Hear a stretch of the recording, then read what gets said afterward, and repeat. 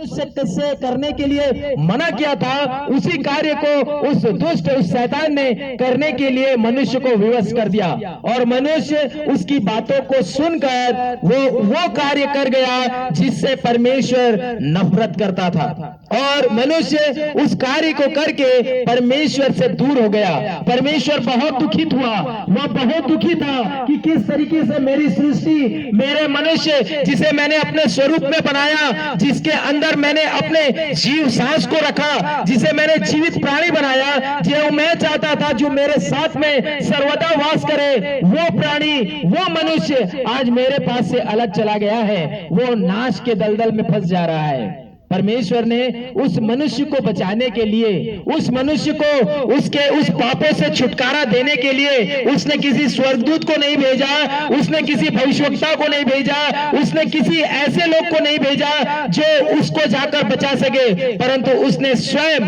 अपने एकलौते पुत्र को इस पृथ्वी पर भेज दिया। वो एक कुंवारी के द्वारा इस पृथ्वी पर जन्म लिया, उसने पवित्र और शुद्ध जीवन उसने व्यतीत किया, उसके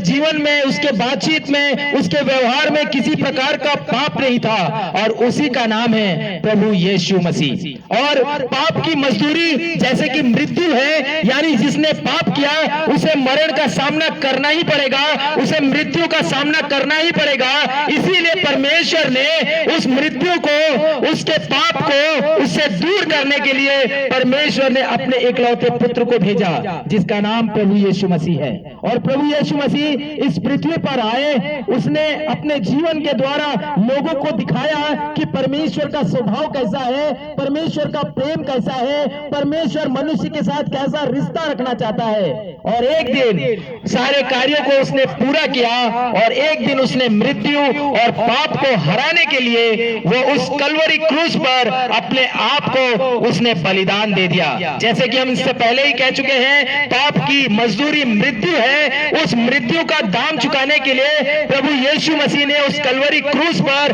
अपने आप को लटका दिया। उसने उस मृत्यु का स्वाद चखा, उसने उस मृत्यु, उस पाप का दाम पूरा चुका दिया। और जो मनुष्य और परमेश्वर के बीच में जो पाप का दीवार था, जिसके वजह से मनुष्य परमेश्वर तक नहीं पहुंच पा रहा था, परमेश्वर ने उसके बेटे के उस बलिदान के द्वारा उस पाप के दीवार को गिरा दिया। और जैसे ही वो दीवार गिरा, हम भी उस परमेश्वर के पास में आने के लिए एक रास्ता खुल गया।